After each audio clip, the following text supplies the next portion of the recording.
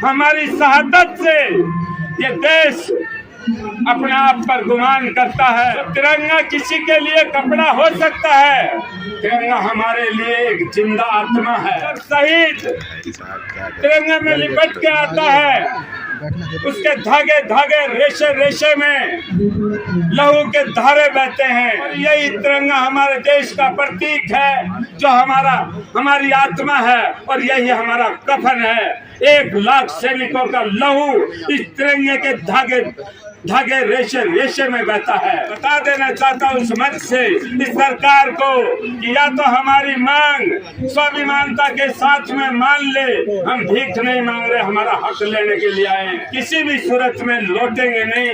हमें सीने में गोलियां खा सकते हैं और हम पीछे नहीं हटने वाले हैं। मैं पूर्व सैनिक गुलाम हुसैन राजस्थान के गोरे धोराने मिट्टी से आया हूँ, और सैनिक होने के नाते देश की मिट्टी हमारा नमक है, वर्दी हमारा कफन है, राष्ट्र हमारा धर्म है, तिरंगा हमारा निशान है, यही हमारी पहचान है। उत्तर भी हमारा है, दक्षिण भी हमारा है, पूर्व भी हमारा है, पश्चिम भी हमारा है। हमारे सीने खोल के देख लो, पूरा हिंदुस्तान हमारा है। आज मेरे सामने जो सैनिक है, ये समझो कि पूरा भारत बैठा है। अफसर दिमाग है, जेस्चर्स रीढ़ की हड्डी है, तो जवान और एनसीओज हाथ और पांव है। अगर हाथ पांव नहीं हो तो ना रीढ़ की हड्डी काम करेगी और ना दिमाग काम करेगा। काम भी करेगा तो कुछ नहीं होगा। तो इसलिए हम एक हैं, ना हम हिंदू, सिख, ईसाई, मुस्लिम, जाति धर्म, हमारा सिर्फ एक ही धर्म है। हम भारत के, अपने वतन के प्रहरी हैं। राष्ट्रीय एकता, सांप्रदायिक सौहार्द के हम प्रतीक हैं। हम ना खेत के लिए लड़ते हैं, ना जाति के लिए लड़ते हैं, ना हम आस्था के लिए लड़ते हैं, ना हम भाषा के लिए लड़ते हैं। हम लड़ते हैं तो देश की सीमाओं की सुरक्षा के लिए लड़ते हैं और आज़ादी की रक्षा के लिए लड़ते हैं। हमारी जिम्मेवारी देश की सीमाओं की रक्षा करना ही नहीं, आज़ादी की सुरक्षा करना भी है। और आज हम आए हैं अन्याय के खिलाफ न्याय के लिए, अपमान के खिलाफ सम्मान के लिए, और शोषण के खिलाफ अपने हक के लिए, मानसिक गुलामी से आजादी पाने के लिए। हम सैनिकों के साथ जो भेदभाव हुआ है तीसरे पे कमीशन के बाद, और हमारी खामोशी को ये सरकार कमजोरी समझती आई। देरी से टूटने वाली खामोशी बहुत खतरनाक होती है।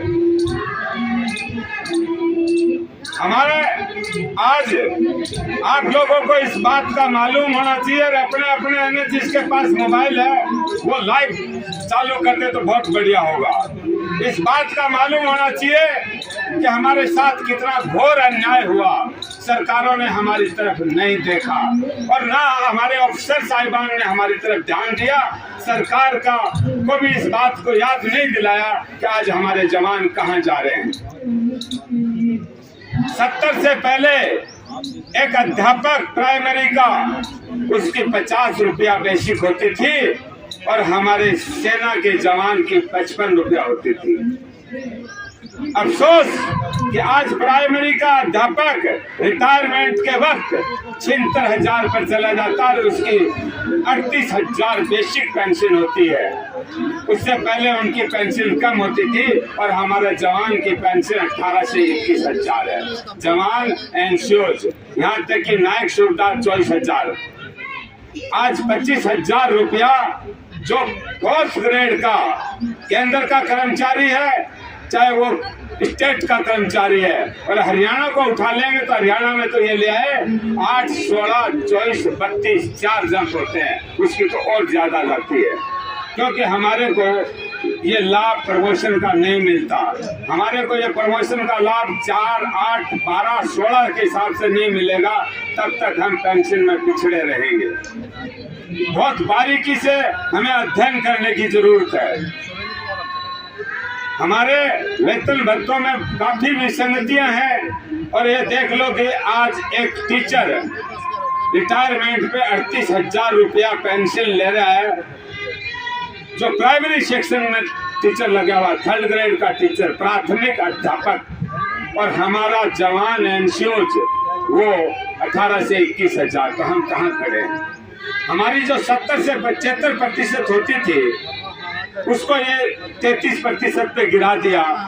हमारा नहीं हुआ बेसिक का हक, क्योंकि हम दोनों लाइनों को टच नहीं करते थे। ना हमारी 60 साल उम्र होती थी और ना ही हमारी 33 साल सर्विस होती थी। और सेना को यंग रखने के लिए सर्विस का पीरियड साल के हिसाब से कम है, हमारा वर्किंग पीरियड है वो उम्र से भी ज्यादा है। जैसे कोई ऑनरेरी कैप्टन 32 साल सर्विस करता है तो उसका वर्किंग पीरियड 96 साल के बराबर है।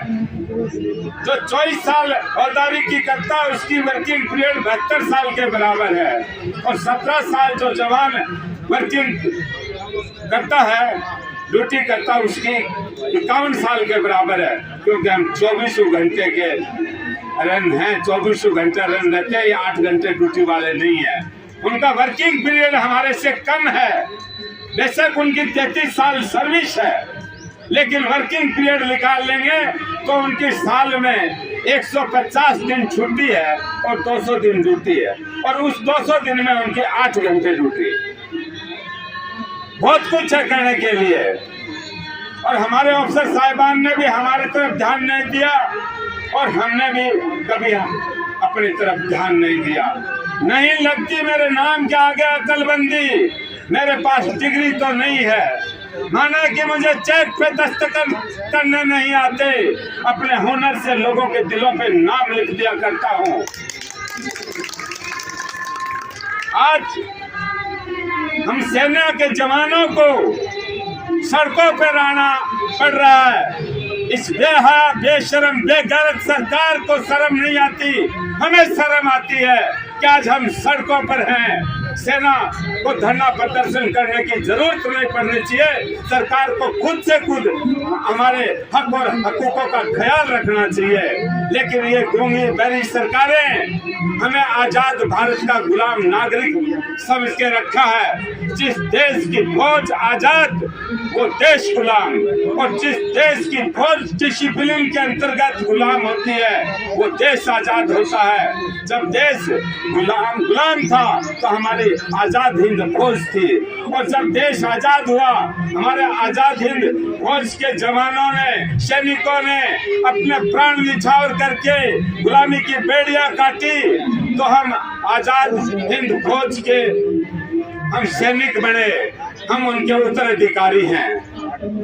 आज हमारी शहादत 1 लाख सैनिक शहीद हैं। 62 की, 65 की, 71 की लड़ाई में हमारे 11,000 सैनिक शहीद हैं। और छापामार लड़ाई के अंदर हमारे 90,000 सैनिक शहीद हैं। लोग कह देते हैं कि 71 के बाद लड़ाई नहीं हुई। हम सन 62 से अपने ही देश के छापामार आतंकवादियों से लड़ते आ रहे हैं। आप मणिपुर को उठा के देख लो, नागालैंड को उठा के देख लो, मिजोरम को उठा के देख लो, असम को उठा के देख लो, नक्सलवाद को उठा के देख लो, जम्मू कश्मीर को उठा के देख लो।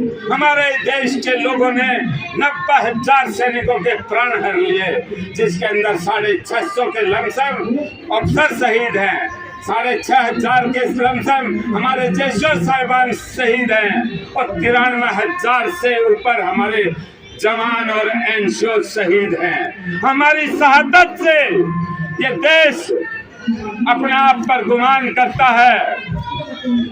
जो तिरंगा किसी के लिए कपड़ा हो सकता है, तिरंगा हमारे लिए एक जिंदा आत्मा है।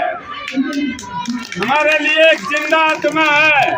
जब शहीद तिरंगे में लिपट के आता है, उसके धागे धागे, रेशे रेशे में लहू के धारे बहते हैं।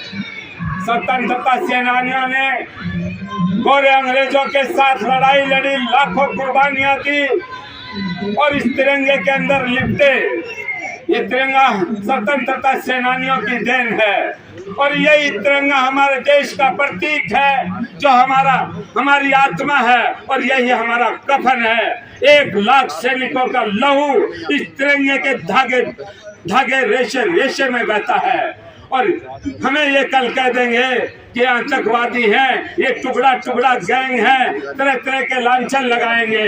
आपको याद होगा इससे पहले जब किसान आंदोलन चला था तो इसी तरीके के लांछन लगाए गए थे और हम किसानों के बेटे हैं, हम किसानों के बेटे हैं। एक खाकी वर्दी में है, एक ग्रीन वर्दी में है, तो एक मजदूर है। ये देश अगर है तो किसान और किसान के बेटों से, जो खाकी वर्दी और ग्रीन वर्दी में हम देश की सीमाओं की रक्षा और सुरक्षा करते हैं और हमारा मजदूर गगन को चूमती इमारतें खड़ी करता है, किसान तीनों मौसमों का मार झेल करके जमीन का सीना चीर करके अन्न पैदा करके देता है। तो आज हमें ये न हो, मैं बता देना चाहता हूँ उस मंच से इस सरकार को कि या तो हमारी मांग स्वाभिमानता के साथ में मान ले, हम भीख नहीं मांग रहे, हमारा हक लेने के लिए आए हैं, या तो बाइज्जत हमें हमारा हक लौटा दे, वरना हम हर हाल में अपना हक तो लेके रहेंगे, हम पीछे नहीं हटेंगे, हम किसी भी सूरत में लौटेंगे नहीं।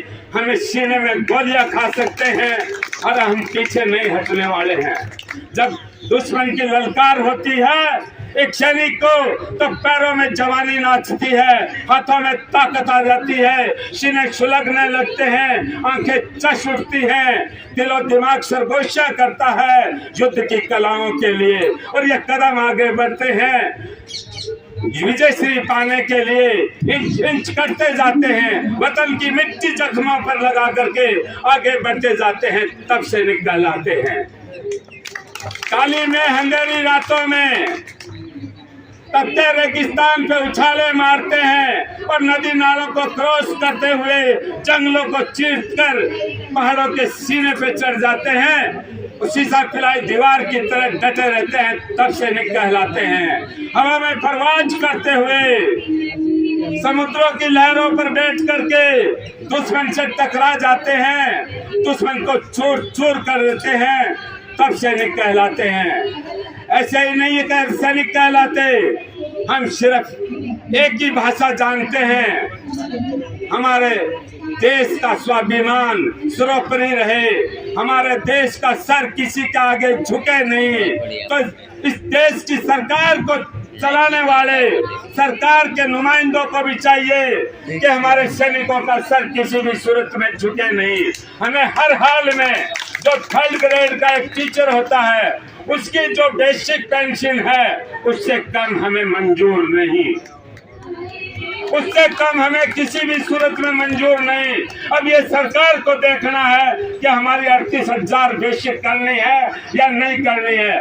एक 3rd ग्रेड का टीचर प्राइमरी सेक्शन के प्राइमरी तक के बच्चों को पढ़ाता है और हम अपने आप को घड़ करके नए रिक्रूट आते हैं, हम उनको भी तैयार करते हैं। हमारा जो एनसीओज वेपन कोर्स करके आता है, एमटी का कोर्स करके आता है, मेडिकल का कोर्स करके आता है, तो वो भी एक टीचर होता है और वो अपनी टीचिंग से जवानों को तैयार करते हैं। हम अपने आप में किसी से कहीं भी कम नहीं है।